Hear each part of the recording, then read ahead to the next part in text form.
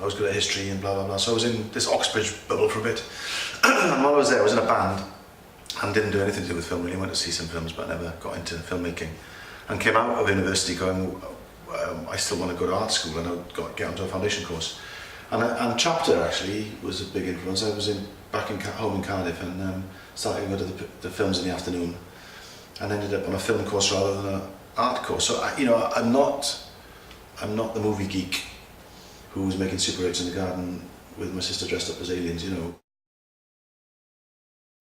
The new film is called Hunky Dory, and it's set in the summer of '76, which, if you're old enough to remember, as I am, was the hottest summer in living memory, you know, certainly for my generation anyway.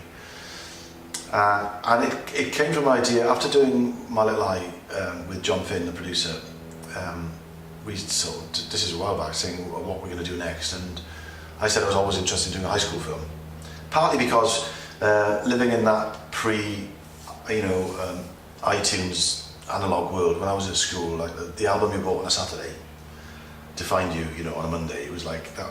The people were much more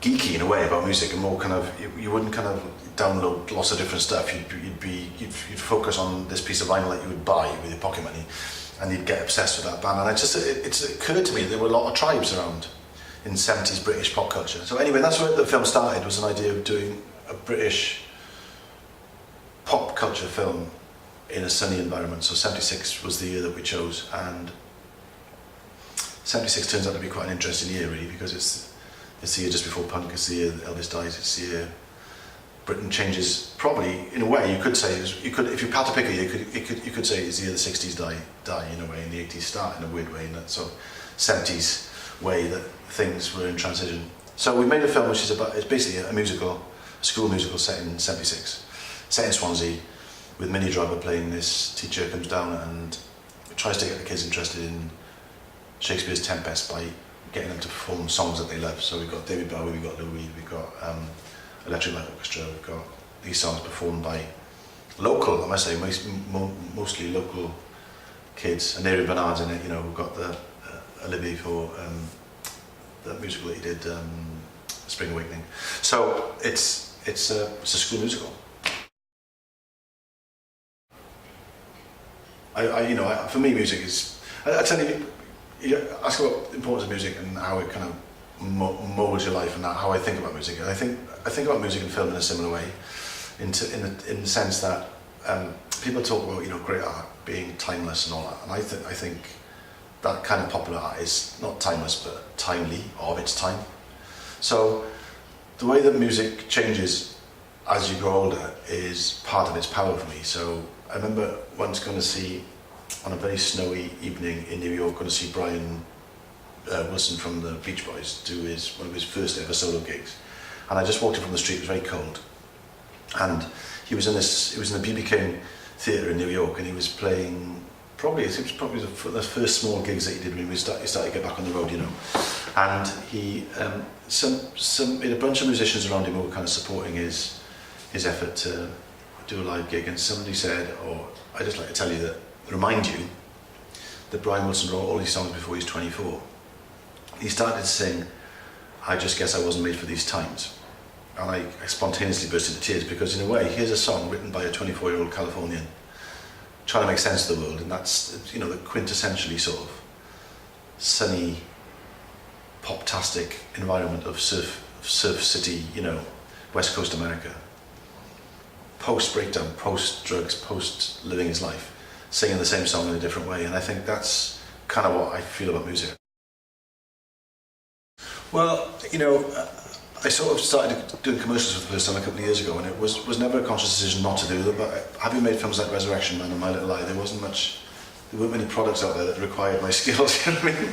And then suddenly I got approached through Kevin MacDonald, actually. He was working for a production company, and he could do some commercials and put me in for some, and I started enjoying making commercials with a company called Rogue, because you're kind of employed for your skills as a director, not for your more than you are for your, you don't have to live a commercial like you live a film. It's a shorter turnaround. You get to work with really wonderful people, actually. Robbie Ryan and Martin Hill. I met Robbie, who shot Patagonia, who was like one of the most interesting DOPs at the moment on a commercial. So commercials are really great if you have a fairly reasonable time with the client and the agency. You know, if what you're doing kind of falls in line with what there's a function to a commercial, but fantastic for trying things out and for working with interesting people. Television is really good for, you know, an opportunity to tell stories and get your stories seen. You know, I did a thing called Collision recently, which is like this 5-part series that was on every night on ITV, and you know, it got to millions of people. It had very high ratings compared to like a film like Patagonia that, you know, maybe 10 people will see, maybe, do you know what I mean, in the cinemas. I think that the relationship between convergence is a big word now, and the relationship between those three worlds are quite interesting, you know, in a way that, for example, you make movies now knowing that maybe film is the cinema screening is the lost leader for the DVD or another way of getting the work out there. So for me, it's very interesting both structurally and as a director to work in the three bits, if you like, and try and find things in common with them and maybe ways of helping, you know, you get your work out there. Really get the trick is to get working. It's really tough.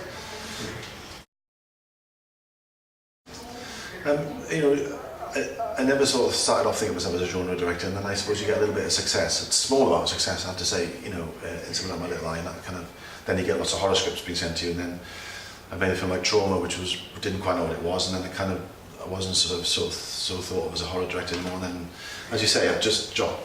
My American agent says I'm all over the map, is this expression. And you know, and I think it's true to say that if you want to go to Hollywood, or people who work in Hollywood tend to be specialists. You know, you're a comedy guy, you're a horror guy. I think Britain is a different environment, isn't it?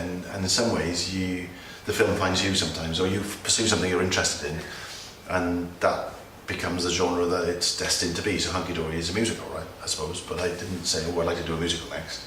I was kind of interested in some of the things that Hunky Dory dealing with, you know, especially the period that it's in, and the relationship between music and youth and all that stuff. So I haven't, you know, I couldn't say I regretted doing any particular genres, but I think sometimes you can waste a bit of time stuck up a particular cul-de-sac if you're not careful in terms of pursuing stuff that... I think I've become more ruthless is what's happened, James. I've become more ruthless in terms of going, you know, can I get this film made?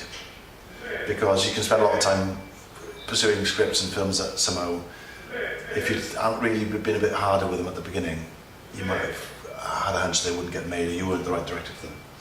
And life is short, you know, I'm 51 now, so you sort of go, I like working and I like finding something that interests me. So I've never had a career plan, and probably never will now, it's probably a bit late.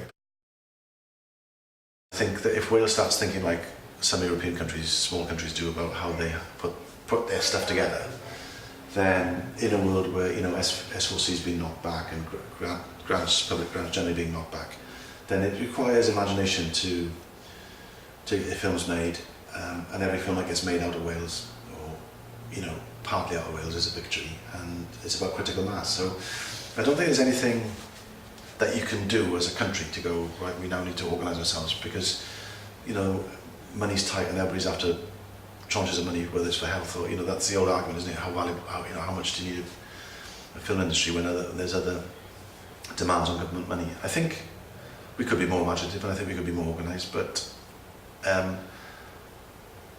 is there a sustainable industry here? There probably isn't an industry per se, but I think we'll keep making films, you know what I mean?